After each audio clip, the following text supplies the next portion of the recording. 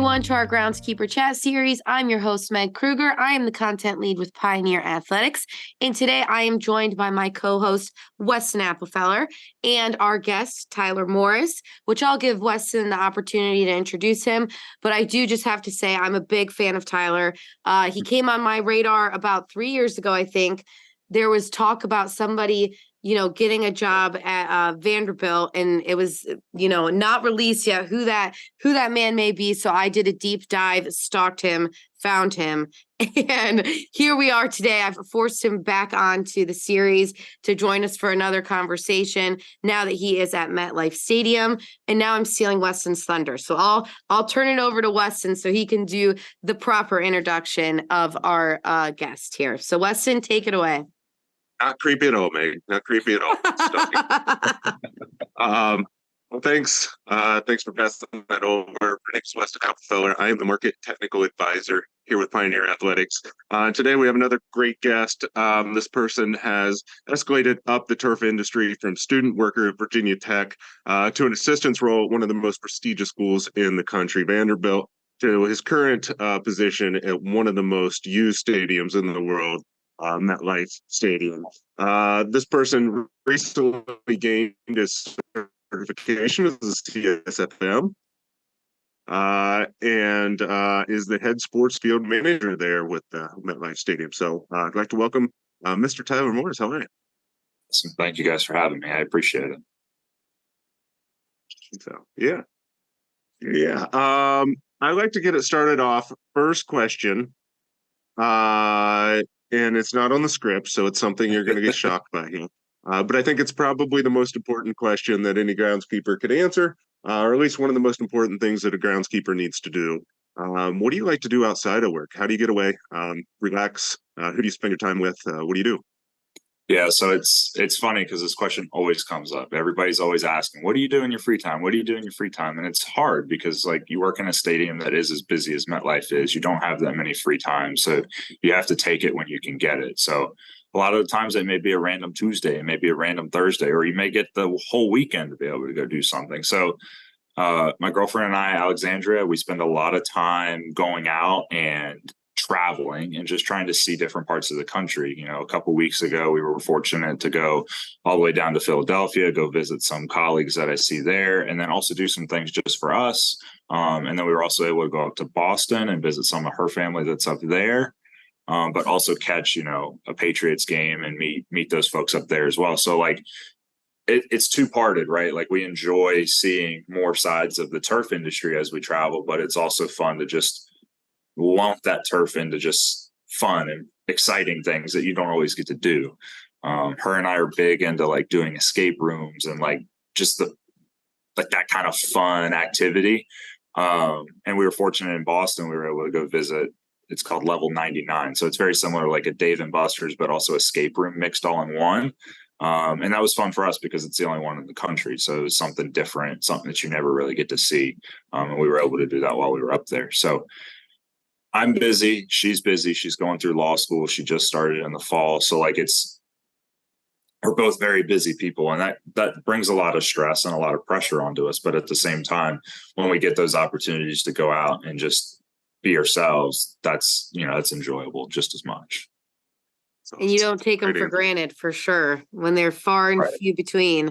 Exactly. I think that's something with my husband and I before the pandemic, it was we never saw each other. So when we had a minute, it was oh my gosh, let's go do something. This is so fun. Now we both work from home and we never get away from each other. And it's I could go honestly the whole day without talking to him. And I live in the same house with him because we're just always together now. So it's you're not, you're desensitized to their presence for sure. But I will say, my husband and I, we did an escape room, I think a couple weeks ago, and they came in at the end and they were wow, that was one of the fastest times we've ever seen anyone do it. And, I'm assuming they tell everyone that finishes. But my husband was holy shit, we were the fastest ones to ever do this. Like he literally, we go back to my in-laws who were watching our kids and he's like, they said we were the fastest ones to go through this. It's like he would, I swear it might like have made an appearance on his resume now. Like it might be at the top of his resume. Like I'm really fast at escape room. So I love that you guys are into that. And it really is like one of my favorite activities as well, to just, it's like a good way to go have fun and yeah, not just have like a stiff dinner with your partner, which it's like you always have the opportunity to do that. So Meg, can we pause so I can get this background noise out of the way? Yeah.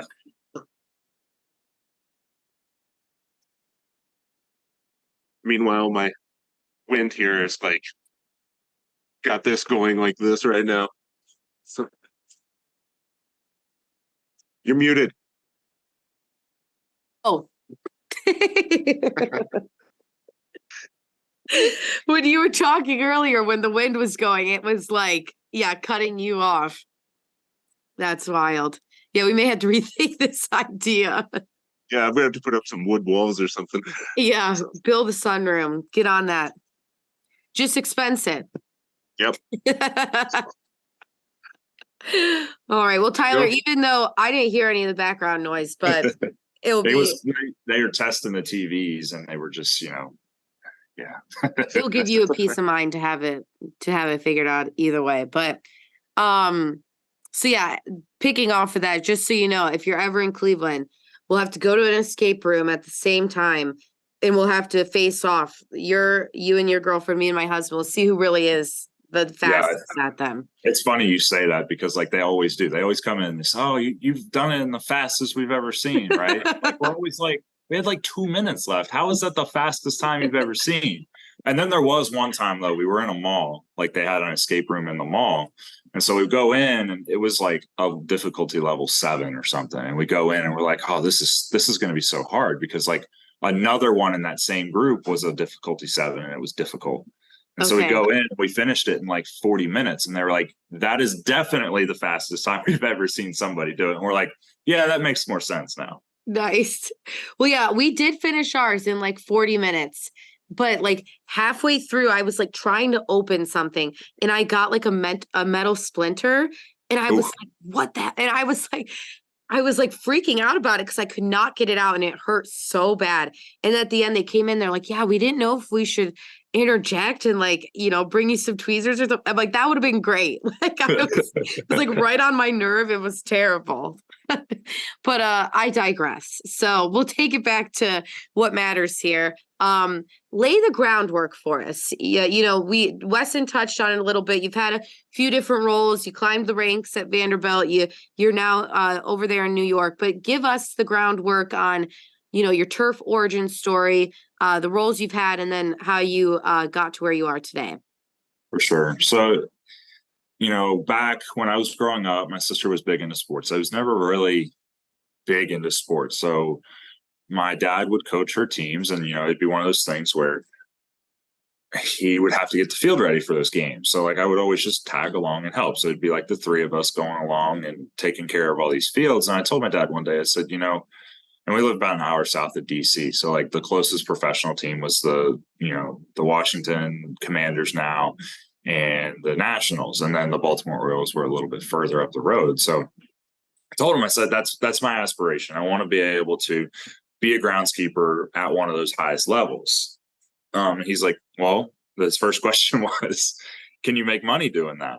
And of course, that's always a question everybody has in the turf industry. Can you make money? And it's like, you kind of go through it and you're like, okay, like you look up the basis, like what do other people make? And I'm like, okay, Dad, like I can do this, like it'll be possible. He's like, all right, well, if you're going to do it, you're going to do it right. And you're going to start off and you're going to do internships. So both of my parents, mom and dad, they said, you're going to do an internship, find one, do something. So I started in golf technically. I was just a guy out there raking bunkers, mowing tees and filling up water coolers, just one of those guys at the bottom.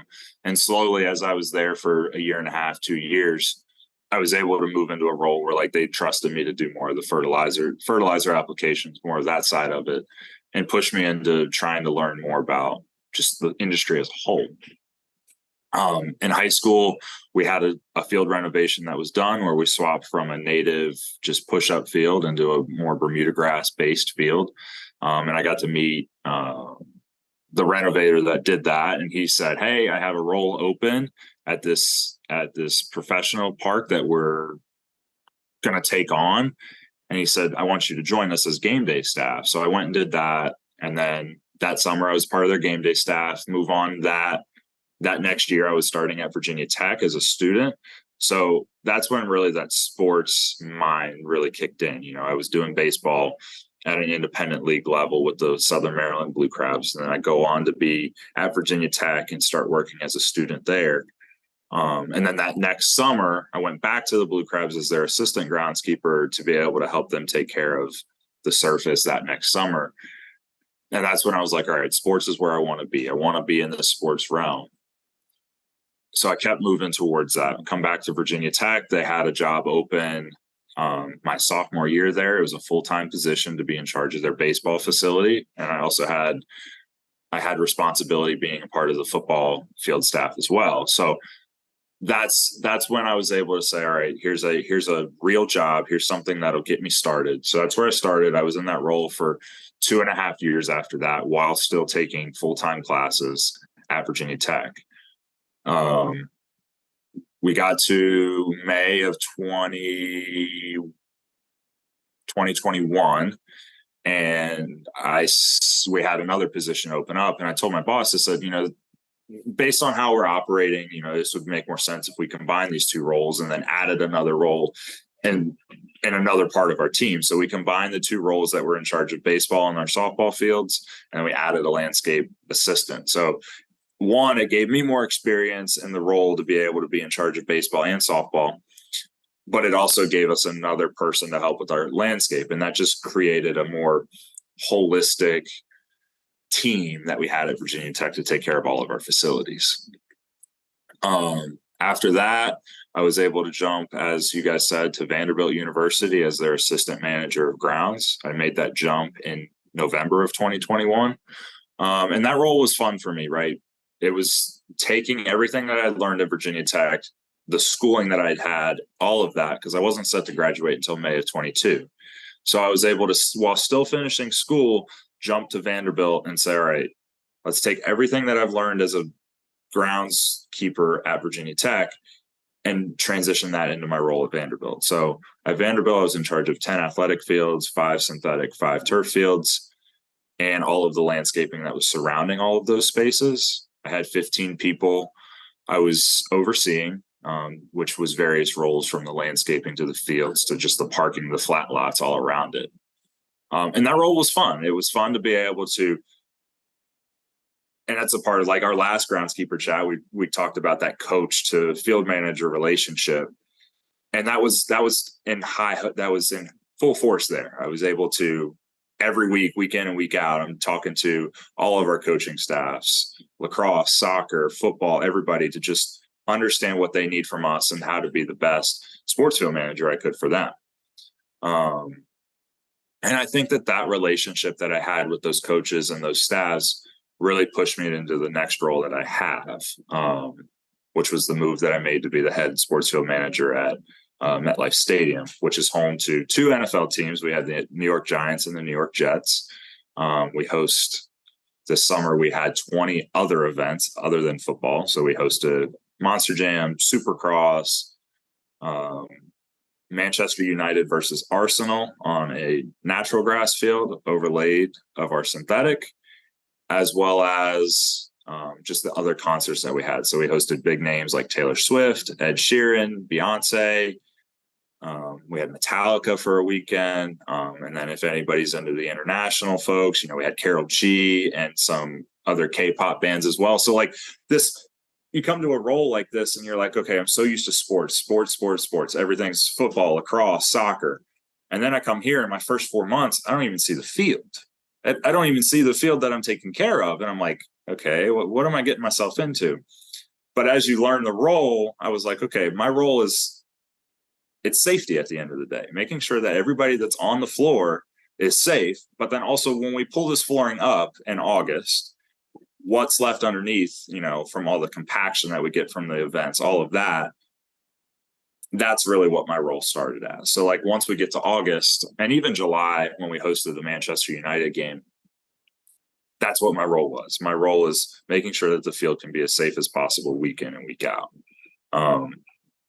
You talk about what brought me here, what was my driving factor to get here.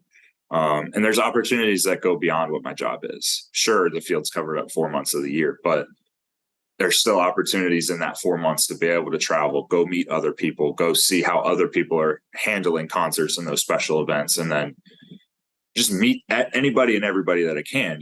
I'm hopefully going to have an opportunity to go out to Cleveland to see how our paint gets made, go out to anywhere that I want to go. There's somebody that I can connect to. I can go out to LA and meet those folks at SoFi. I can go wherever internationally, even at this point too, just from hosting that Manchester United game. I got really close with the ground staff that takes care of that team. So the opportunities that go beyond the field and my role, that's what brought me here.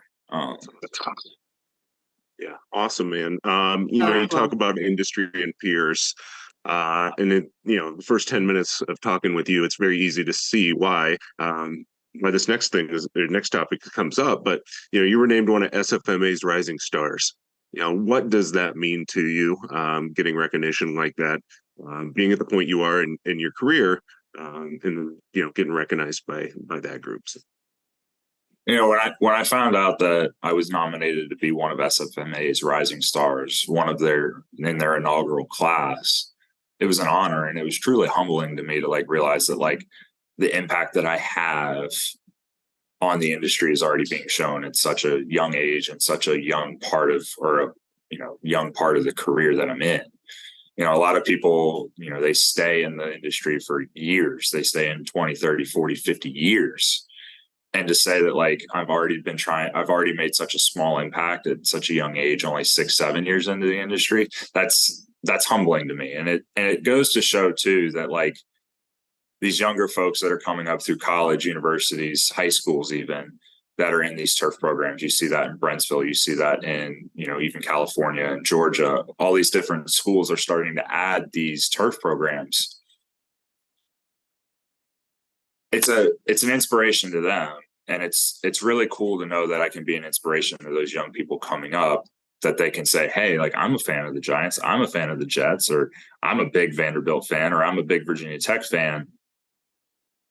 If that guy can do it, I can do it too. And that's really cool to be able to be a small part of what other people see, and to be one of those faces of stars that are rising in the industry. That class that was put together was a very robust class. You have people across the country, spanning from coast to coast and anywhere in between, all parts of the industry. You saw it in Parks and Rec. You saw it in the professional realm. You saw it baseball, soccer, football, all of it. And that's so crazy to think that of that whole group, we're all making an impact already.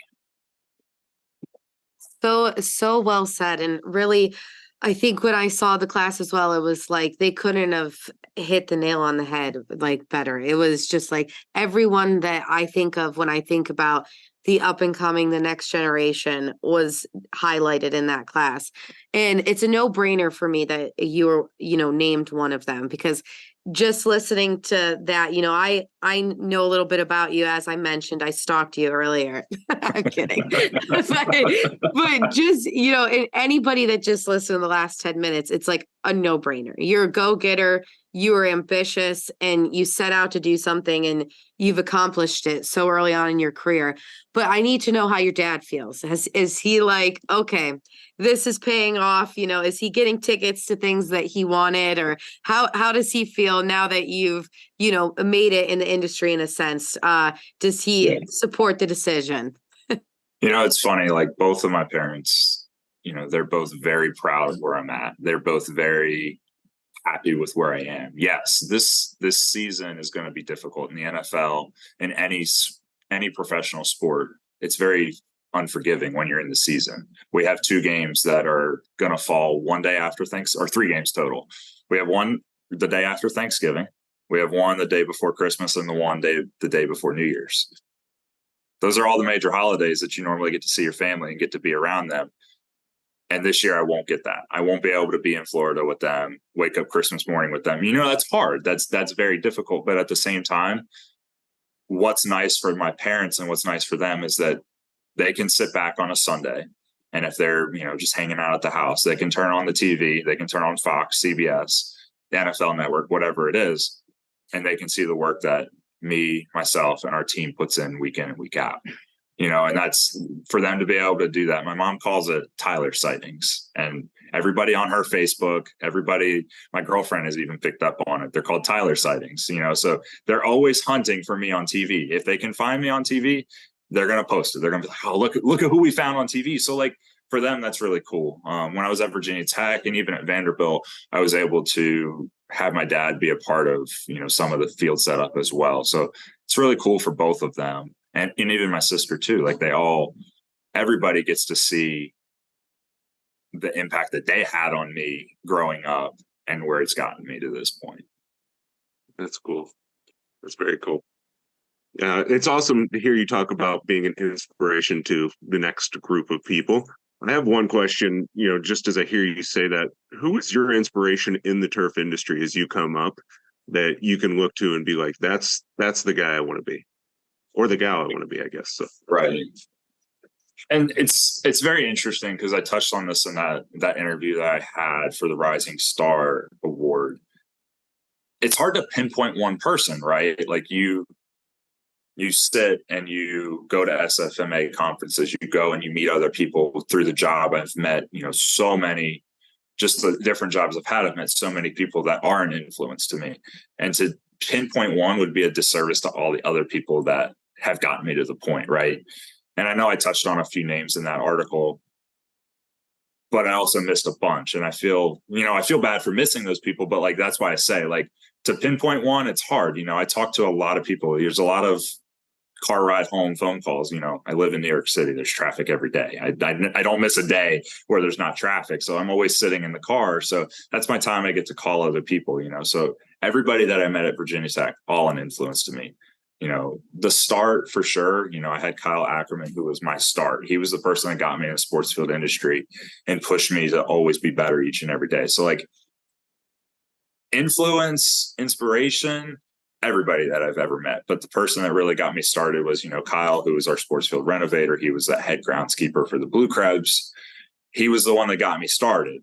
Everybody else along the way pushed me and said, you can do it. You need these things and you need to work on these things. And those were the people that, got me to the point that I am. And I'm forever indebted to those people. I can talk to them anytime. I make phone calls to those folks at Virginia Tech, Chad Price, who supplied a lot of our sod there. And even when I was at Vanderbilt, and even some of our fertilizer reps, I still talk to them to this day, just because they had such an influence on me. They helped me get to the point where I was. So cool. And I love that, you say that everyone along the way just pushed you up the ladder. And but I really love when you're talking about your family saying that they could see that they've all played a role in this, because that is just some Hallmark shit right there. It's so good. And that's a part of the battle for a lot of people, is having their significant other understand it, having their family understand it, because there's so much general misconception about this role. But the fact that you have their buy-in is really cool, and that they get to, be a part of it in some way. But, going to the core of this chat, we really want to talk about high pressure gigs and what that means to a groundskeeper. How do we support groundskeepers in high pressure gigs? And the misconceptions that you have to combat every single day from the general public, whether that general public means your user groups or the people on Twitter, or, some podcast that talks about, NFL every week, or the people that are moving money around in your organization. We look at your title as people in this industry, and we understand to an extent what you're up against. We know when we see a back-to-back game, we're like, he's pulling an all-nighter. Like we can conceptualize a lot of those things. But for the general public, when, they look at the stadium or they might be even sitting in the stands there, they don't have all the ideas of what really went into making this happen. So in a high pressure situation like yours, how do you manage those misconceptions? How do you not let them get to you? Or, what's your approach when you think of all the people that just may not understand what you do day in and day out? Right. For me, in the role that I have, we're in one of the biggest markets in the world. We host, like I said earlier, we host big concerts, we host big shows. We're going to be one of the 16 FIFA sites. We're going to host Copa America games next year. All of those things combined, there's always people that are going to have an opinion. There's always going to be somebody, like you said, that maybe just don't understand what we're up against, what we're going through, right? So I'll briefly walk us through like a whole week for us and what all of the pieces, the moving pieces that we have, right? So a typical week for us in the NFL season, we have a game on a Sunday or a Monday. We come in the next day after that game and we erase all the paint. Any paint that goes down on the field, we erase. So our end zones, our midfield, and any of those like initiatives around the edges, those all get removed every week. We come in and then we start like Wednesday, Thursday, Friday of a typical week. That's when we're repainting everything. So we're taking what the teams are giving us or what a promoter is giving us, and we're saying, all right, we're going to take the time to paint all of this in those days. While in that process, we have our paint staff that's doing all of that. We also have a labor pool that is working to make sure that everything's straight and even and like all the lines come out perfect. They're doing all the setups around the building, changing over the stadium as a whole. A lot of people don't always know that. And if you just do a quick Google search, you can see MetLife Stadium NFL conversion. And you can see everything in the building gets changed, every piece of signage, everything. And now the field paint also gets changed out as well. Before it used to be the end zone tray system, all of that. Now we just remove and repaint every week. But that all happens Tuesday to Friday during the week. And then Saturday is kind of a walkthrough equipment load in day. We host another game on Sunday and then we start back over on Monday or Tuesday, so week in and week out, we're seeing that over and over and over again. Right now, where we sit October, middle to end of October, we're 10 games in. We're set up for 10 games so far. We've hosted 10 games, 10 NFL games, 11 if you include our college game. And we have 10 more to go, not including any playoffs or, whatever else is coming. So, my boss jokes with me a lot. He said, you're already through one NFL season. I'm like, what do you mean? We're only in week 7, week 8. He's like, you're through one NFL season already. And I'm like, when you look at it like that, it's kind of crazy. We're 7 weeks in and we're already technically through one full season. So for that, that's our typical week. When you sit back and look at it, you have a lot of people that don't understand that. They don't understand that process. And not to mention, like you said, if we host a back-to-back game like we did in week 1 and then week 4, and then we'll do again twice the rest of the season after the week after Thanksgiving, and then a weekend in December where we have those back-to-back changes. If I could be sponsored, it'd probably be by a bunch of caffeine connoisseurs. I don't drink coffee, but I've come to find those other caffeine sources because trust me, when you go from, we start week 4, we hosted Sunday Night Football, and then the next day we hosted Monday Night Football. No rain, no problems. That just adds a whole nother beast when you start talking about weather, right? But we started scrubbing paint at 12:30 a.m. Monday morning after the Sunday Night Football game that we had started the day at 9 a.m. for. We started scrubbing paint at 12:30 a.m. Monday morning. We got done painting by about 10 a.m. Monday morning. So 10 hours right there just to paint. And then we sit around and you get set up for the game itself. And then you play the game, and then you have to be in the next day to be ready to scrub it all off. That back to back is tough. There's a lot of no sleep, no time to really breathe.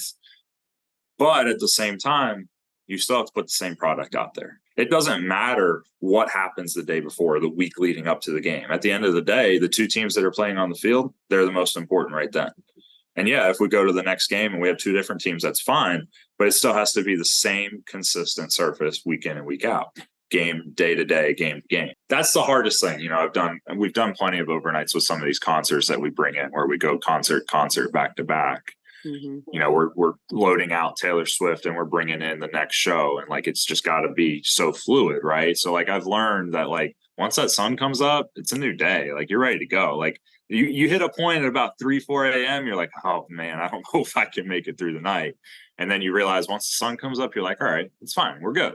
And that brings you a new life. That brings you a new day. But to that point, yes, it's very true that no matter what, week to week, game to game, we got to put the most consistent, the best, one of the best surfaces out there that we can, right?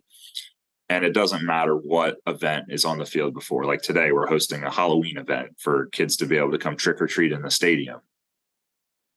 Can you imagine if they find a piece of candy stuck in the 10-yard line on the field? Like that's not allowed. Like that won't be okay. So like no matter what the event is the day before, 2 days, 3 days before, at the end of the day at 1:00, we still need to be ready for an NFL game on Sunday. So You talk about a piece of candy in the field. I got a funny story from back in the day that I'm going to share real quick. When I was in high school, it was when those Snickers Hungry Why Wait commercials were out. And so my last game as a high school football player, I tucked away a Snickers like in the side of like my pants by like where the hip pads were. And in the middle of the huddle in the third quarter, I pulled it out and started eating it. And then just looked at the guys and was like, why wait? Hungry. So, maybe a piece of candy will be used. I don't know. So sorry to make light of that. Your work is obviously biggest stage in sports week after week. We just talked about what that looks like, all the different events backed up, one right after another. Personally, how do you handle all of that pressure that comes with making those overnight conversions or dealing with weather in those situations or all the extra events and making sure day after day after day you're good? How do you maintain that, balance in your life to be able to handle that pressure? I think every sports field manager, if I were to say I didn't have pressure, would be like, you're lying to me, right? And I think everybody would say that in this role or in any role, any stadium, there's always a little bit of pressure, right? We're sitting halfway through the season. And like I said before, we still have to put the best version of ourselves out there week in and week out. And that means as soon as we walk through the gates in the morning, like we're ready to go. We're professionals. We're no matter what's going on in the world around us, we have to, put it all aside and know that at the end of the day, we're putting multi-million-dollar athletes on the field, and they're just as important as anything. In our profession, their safety is number one. So dealing with that pressure is hard. Dealing with knowing that you have some people's lives in your hands is hard. But at the end of the day, it's the people that you put around you that are important. Our team here, our facility operations team is great. They're always there to help. They're always there if you need anything. Everybody on our staff has a job that could probably take 60 hours, 60, 70 hours in a week, right? And we try and push it into 40 to 50 hours a lot of the time so that we still have time for the people outside of work. So for us, it's about our support system that we have here, but it's also about that support system outside of here. And that's important. And if you don't have that, I suggest anybody to find that. I suggest somebody, that hobby outside of work, that TV show that you can get hooked on. A lot of people here watch Suits, and that's one thing that everybody gets into. Or whether it's just going outside and walking around somewhere, like I recognize that a lot where I get stressed or a lot of pressure just from looking at the same seats during the day, the same inside of the stadium. And a lot of stadiums that are, up and coming, I visited Austin FC or I visited other places, they're straight up now. There's no sight lines out. And so making sure you get outside of your job, making sure you get outside of the workplace when you can is important to, relax that pressure, relax that stress, because if you got caught up in what's going on inside of the stadium or the place that you work every day, everybody would go crazy and everybody would succumb to that pressure. And so for me, like when I do get that day off, when I do get that random week or that random weekend, it's important to take that time to reset, be ready to go, because at the end of the day, we still have a job to do when we come back the next. Great advice. And definitely what we're trying to convey with this series is just getting that advice out there to others who may be in similar positions or who may aspire to have this position in the future.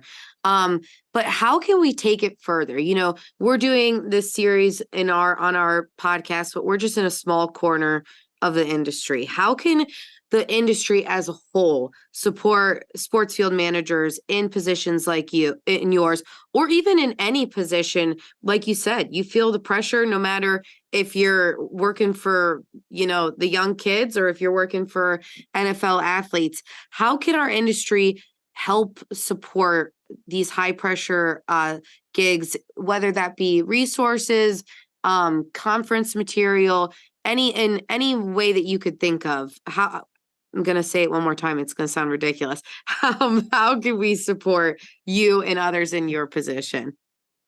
And I think it's deeper. It's deep, right? How do you help people that are constantly working, constantly moving, constantly doing stuff? How do you go and you sit down? You know, I had a phone call with a colleague in the NFL yesterday, and it was 5 o'clock local time. And he called me, and it was funny. He called and he said, "Hey, like, I know it's late, but if you're still up to talk, like, you know, let's chit chat about what we need to." And it's funny because like I think about it and I'm like, yeah, it's 5 o'clock, but also like this will be fun. This will be enjoyable. It'll be nice to just talk to other people. So I think that's something that like some people may take for granted, right? Like if you have somebody that's looking up to you or looking to just seek information, always answer that phone call, because you never know what that other person's going through, right? If somebody were to call me right now, granted I'm in a meeting, so it'd be kind of different, but like if somebody were to call me, I'm in the middle of a field painting, and they, you know, it's somebody I hadn't talked to in a while, or it's somebody that I know is probably going through something hard that week with an event or whatever, like I always suggest answering that phone call, because that little bit, it may be 5 minutes, it may be an hour, it may be 2 hours. Taking that phone call will only help them be able to help themselves, but it also may help you too. You may find information in that conversation that you may not have had before. And it may just give you a break. You know, we talked about the pressure and the stress. It may just give you that relief for a little bit too, you know. I talked about that, you know, I still talk to some of the fertilizer salesmen that I have, and it's funny. I'm playing phone tag with one right now. We've been playing phone tag all week. I haven't been able to get a hold of him, but even just the voicemail that he leaves me, it just leaves me chuckling. Like, you know, like it just gives me that reminder of like a familiar voice of something that just like, hey, like it's okay. You can get through the week. You can have that support. So that's, you know, from peers in the industry, I feel like it's important to always, you know, listen and always be there for other people. You talk about education. You know, when I was preparing for this, I brought up the mission statement for SFMA, the Sports Field Managers Association, and it reads, SFMA advances professionalism in sports field management and safety through education, awareness programs, and industry development. So those three things I feel like are what you're touching on, right? We need to make sure that people are educated and giving them the tools to like, one, how do you communicate with other people? If you say, hey, I want you to answer the phone, how do you communicate effectively to make sure that that phone call is worthwhile?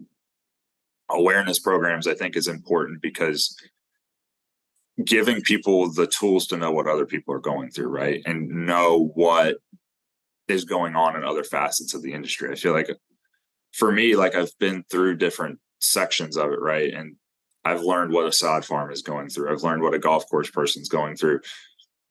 Whether it's natural, whether it's synthetic, whether it's the highest level, whether it's all the way at the bottom and the lowest level, we're all going through the same thing. So if people are more aware of that, you know, and they just know at the end of the day, we're all sports field managers. We're all people that are going through the same things, the same problems. So like being aware of what's going on around you is just as important. And then the last thing that was in that mission statement is industry development. And I feel like that kind of goes hand in hand with education, in that while our role is also to educate others, I feel like we also need to like get that within ourselves and within the industry as well. So conferences are important, field days are important. Being an active member in your local chapters as well is just as equally important too, because that gives you another base, that gives you another group of people to learn from. And I think that goes a long way. Well, yeah, I think you just earned yourself a side gig as the spokesperson for SFMA. That was so eloquently said. And Weston, I saw you looking off to the side. Did your plumber show up? Nope. We're good. We're still good. Perfect. Weston, did you want to ask about the pressure from working at Vanderbilt and how it differs from NFL? I know that was one of your questions that you came up with, so I wanted to give you the opportunity to elaborate. I think we're good. I think we touched on enough there that I think it's I think what we talked about is really important, and discussing and being not afraid to discuss it, I think is there. So I think we could probably skip that one and go straight into the weather report if you want to. The weather report, Weston's favorite part of the show. I'm sure he has something prepared for this one. Gonna knock our socks off. Well, Tyler, the weather report is just our little segment. Oh, you go, please. So excited. Weston, tell us about it. What do we got? The weather report obviously is our gauge on what's happening in the industry right now and what has us excited.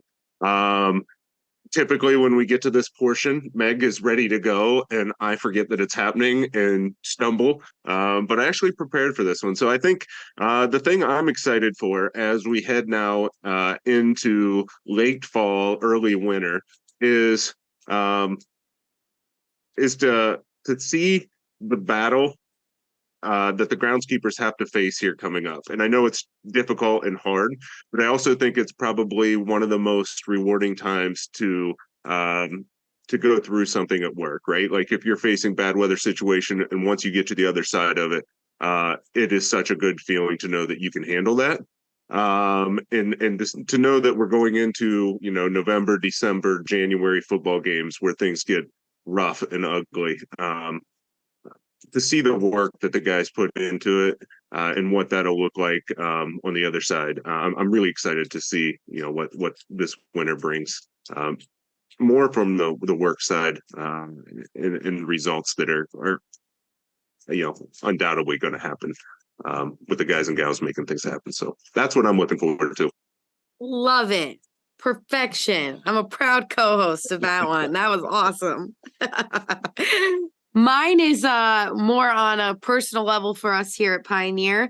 Next week marks our fall sales meeting, and it's a time when we all get together, regroup, refocus on this time of year being an exciting time of year. Weston and I will be under the same roof, so we're definitely going to talk music, but we're also going to have to talk some work as well. So I'm excited for that. But it's also just a time where we refocus on our customers and really helping them, star in their role. So I'm excited for all the great minds of Pioneer to be under one. You said music, right? You said you guys talk music. All right. So I'm going to turn it around and I'm going to say, you know what? Give me the co-host responsibilities, right? I'll ask a question to y'all. What are we listening to? Weston, when you were in, in your other role, like what's in the headphones? I think that should be a podcast in itself. What's behind the headphones? $1 million idea right there. Yeah. Meg and I bonded over music. And one of my first weeks in the office, I was doing orientation and just sitting there, and all of a sudden a person come on and I thought I was getting played somehow because of the person that I played a lot. Guy's name's Noah Khan. He's actually from up the road here in Vermont.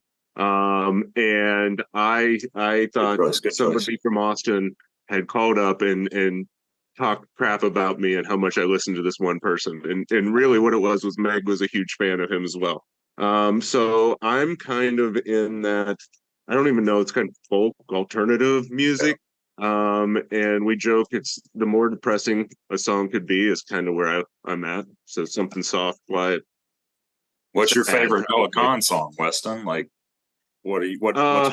There's a song called "The View Between the Villages" that I like the most. But we are, as you can see behind me, we're getting close to stick season here. So it is right there. So he's from about 20 minutes up the road here. He's pretty big thing here. So It not seems the like you might reason be I moved to aware of Vermont, Noah but it definitely Khan. didn't hurt. So He may have the stalker level. He may have the Noah Khan stalker level maybe coming. I don't know.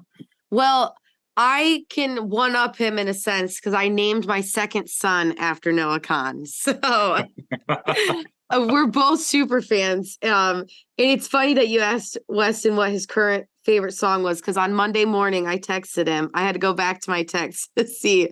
I was like, I just out of nowhere, I was like, current favorite Noah song. And he said, well, it's still The View Between Villages. Mine is still Your Needs, My Needs. And then we both were saying like, yeah, there's something about someone else's depression in a song that just really pumps me up. Like, but it sounds like Tyler, you might be a semi-fan. You didn't go blank when we said the name, which usually happens. People are like, I have no idea. I've actually seen him in concert. So my girlfriend got me tickets as a surprise for my birthday. She said, hey, we're going to Chattanooga, Tennessee for your birthday, which was in February. So we were still living in Tennessee. I said, who are we going to go see? She said, I don't know, just some guy, just some small name guy. She's a big fan of him, big fan. So like when we started dating, like she brought me on to Noah Khan, and like I've gotten to a point where I'm like, yeah, this is somebody I want to listen to. Like you said, it's definitely true to a point. Like that depression that somebody else is going through, those feelings that somebody else is going through, everybody can relate to it in a way. And like I'm sitting here trying to think there's somebody else in my mind that I like would listen to with that. But it's very true. Noah Khan is actually playing in New York. He's playing Madison Square Garden in July next year. So we're hoping to be able to go to that. I really, really, really was hoping that we were going to get to go to Boston to see him, Fenway Park, his biggest show I'll ever have. Probably 2 sold out nights, no problem. But instead, we're going to host Luke Combs at MetLife Stadium. So I think that'll be just a little bit better.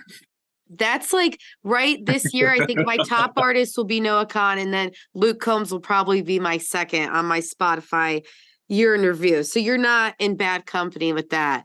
We were able to see Cody Johnson and Chris Jansen a couple weeks ago in Long Island, and that was a good time. That was a really good show. And then when we were in Boston a couple weeks ago, we saw Jordan Davis and Cameron Marlowe. And we both agreed that was probably a top 5 concert that her and I had been to, and we've seen some big ones here this year, right? Ed Sheeran was one of my favorites that we had this season. But definitely one of the ones that I've been to would be that Jordan Davis one. So like you said, that other people's emotion, there are other people's feelings that they're singing about, you can relate to it, and it makes it for a fun, enjoyable time. Is Jordan Davis the one who sings Next Thing You Know? Yep. Oh yeah. I literally cry every time I hear that song. Weston, we just hit the jackpot. I think we found our third musketeer because we've been on an island on our own, but we just hit the jackpot. We found someone who has the same taste in music as us. The other one, we interviewed Ryan Bajorn a few weeks ago, and we mentioned Noah then because I think that was when the tickets for Boston went on sale. And within like 5 minutes after it hung up, Ryan was calling, and he's like, "Yeah, I'm trying to get tickets to that too." So there's some pocket people out there. So it's funny. I saw Ryan live when we were in Boston, and it was the first time I met him in person. And it's funny now I'll probably text him now and be like, "Did you get those tickets to Noah Khan yet, or what?" He didn't. We were trying together. So I got 6 tickets here in Cleveland. I will demote my 3 sister-in-laws for you guys. That's what I'm willing to do for this friendship. Weston, I think it's a reunion in the books. I think that the six of us can all come together in Cleveland and make it happen. I don't know. Weston and I went and saw Noah Khan when he was in Cleveland here the last time. We went and sat outside the venue because we had a work engagement that evening, so we couldn't actually go to the show. But then we ditched the work engagement. We like ran over. His wife Steph was there too, who if I've made it clear at all how big of a fan I am of Noah Khan, she is even surpasses Noah. Your wife is the best, Weston. But the three of us went to the show, and I really had to keep my cool, like, because the way I react to music is not something I'm going to expose to my coworker the second time I'm meeting him. So, but this time around, if we go to the concert together, I'll fully unleash the craziness. I get total fangirl. When is he in Cleveland? My birthday, May 28th, May 2024. I've now seen Mumford & Sons on my birthday, the Lumineers on my birthday, and now I'll see Noah Khan. It's like a trifecta. I was going to say, it's the trifecta. Nice. So we talk escape rooms and music. And then there's like 20 minutes of like turf in there somewhere. The recipe for a perfect podcast, honestly. It's good listening. But Tyler, seriously, if I wasn't a fan before, I'm even a bigger fan now. What you were able to share with us today, I think not only does it solidify your placement in this industry as being totally earned and well-deserved, but also just a thought leader, really, because you have some great advice to give to others, and also just great perspective. When we ask these type of questions, I think Weston touched on it a bit. It's like we stray away from talking about it because you never know what the other person's going to say. A few times we've asked people, like, what do you do to get away? And they're like, I don't, like, I'm not mentally well. And it's like, oh, okay. we stray away from asking these questions in the industry, but everything that you said was like, put it in a textbook and give it to a first year turf student. And I think all of those things are important. I think it is important to ask those questions, because for those people that are struggling, and I'd be amiss to say that, like, there probably isn't a bit more of a stress level or anxious level since I've come here, right? I'd be amiss to not admit that myself. I think it's very important to always ask those questions in yourself and make sure that you do sit back and you do take that time. And that's something that in the 6 months that I've been here, I'm coming up on my 6-month anniversary of work here in a couple of days. I think it's important for everybody to sit back and look at it and make sure that they do take time for themselves outside of work, because at the end of the day, the job will always be there the next day. Your inbox full of 100,000 emails will always be there the next day. It may have a few extra, but that it's true. We did sandwich a lot of other things in there with music and whatever it is, Weston's plumber appointment that he's got coming, whatever it is, right? Like, we fit all this in here, but like, I do think it's important to make sure that, like, and it's something that, me personally battling it myself, and I know a lot of other people are too. Take that time for yourself and make sure that you're happy within what you're doing, not only out on the field or in your personal life, but for you. That personal well-being is the most important, and listen to Noah Khan every once in a while. Noah, if you're listening, three biggest fans right here, make it happen. That would be hilarious. I'm guessing he's listening to something outside of this. Probably, but hey, you never know, right? We've mentioned him enough times. We might be like popping up. He has an assistant that gets Google alerts to see where he's been talked about. We've talked about him enough at this point where we might be showing up on his radar. Maybe slip it into the post, like when we say, "Oh, here's this podcast where we talk about all things music, including Noah Khan." You never know. Kids. Oh, geez. Jonathan from our end is going to have so much fun trying to edit this damn thing. Oh, honestly, I would say this was the perfect podcast. We are not editing a single second out. I was going to say, cut out the little bit, cut out the meeting transition. That's it. Other than that, just let her rip. Well, when we talk about mental health, this last hour was that perfect dose that I'm working, but like, this is exactly why I love my job, because these are the type of connections you get to make in this industry that are really, I think, unique to this industry. You don't find this everywhere. So it was good if at the end of the day, the only thing that happens is I got, a good tick of mental health for myself. Great. But I do think if others listen to it, they'll have an entertainment value of 100 for sure. Sure. Any lasting thoughts, Weston, before we Thanks. send him on his way? Nope. Good. Thank you. Appreciate it, man. Very, very informative. Awesome. Yes, thank you, Tyler. And we appreciate your time today. As stated that you're a busy guy. Yeah, thank you guys for having me. And hey, if we ever need to have this check in, we can just bring it back. Maybe do like a mini groundskeeper chat, and just talk all things music.